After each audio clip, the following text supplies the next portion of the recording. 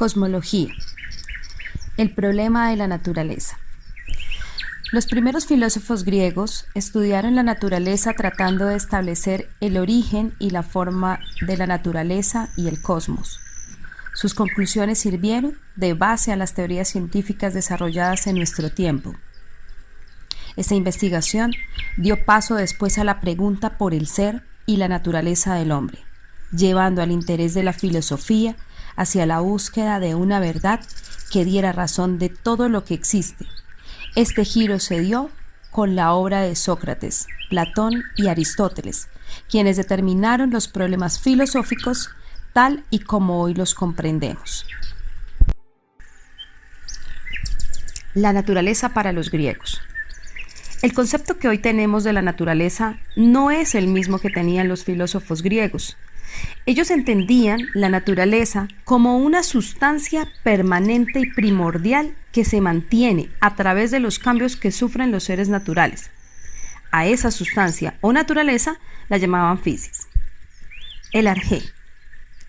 Los filósofos griegos, al estudiar la naturaleza o physis, se preocuparon por buscar el principio o la forma según la cual proceden los seres naturales y por la cual están compuestos. A este principio le dieron el nombre de arjé. La búsqueda del principio o arjé de la naturaleza motivó a diversos pensadores, quienes crearon grupos con las personas que compartían sus ideas. Estos grupos conformaron las llamadas escuelas presocráticas, es decir, escuelas que existieron antes de Sócrates. La escuela de Mileto. En esta escuela es importante mencionar a tres filósofos, Tales, Anaximandro y Anaxímenes. Los tres eran de Mileto, ciudad griega del Asia Menor, que en el siglo VI a.C. alcanzó la cima de su desarrollo económico, político e intelectual. Tales de Mileto.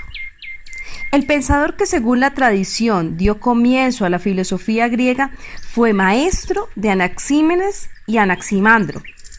Respecto a la pregunta sobre cuál es el elemento que dio origen a la naturaleza, Tales llegó a la conclusión que lo húmedo es el principio de todas las cosas, ya que su presencia o ausencia determina la forma y la razón de ser de los elementos de la naturaleza. De este modo, por ejemplo, pudo diferenciar las cosas vivas, como las plantas y los animales, que contienen y usan el agua, de las cosas estériles o inanimadas, como las piedras o la arena del desierto, que no tienen nada húmedo. Anaximandro. Llegó más lejos que su maestro en la búsqueda del elemento original.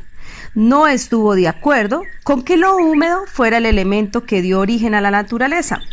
Pues, por ejemplo, para convertir el agua del estado sólido al estado líquido, era preciso calentarla, lo mismo que para llevarla del estado líquido al gaseoso. Este hecho llevó a Anaximandro a concluir que la naturaleza surge del continuo antagonismo de opuestos, frío y calor, seco y húmedo, finito e infinito, determinado e indeterminado. A su vez, estos diversos elementos surgieron de la separación de una materia original infinita llamada apeirón, es decir, una sustancia sin límites. Anaxímenes. En cambio, concluyó que el aire es el origen de todo cuanto existe. Decía que cuando el aire se concentra se forman las nubes de donde cae la lluvia, y concluye afirmando que al concentrarse más nacen las materias sólidas como la tierra y las piedras. En el año 494 a.C., poco después de la muerte de Anaxímenes, la ciudad de Mileto fue arrasada por los persas. Desapareció así el primer gran centro de reflexión filosófica. Sin embargo, el pensamiento filosófico no desapareció gracias al aporte del filósofo griego Pitágoras, quien fundó una escuela en la ciudad de Samos.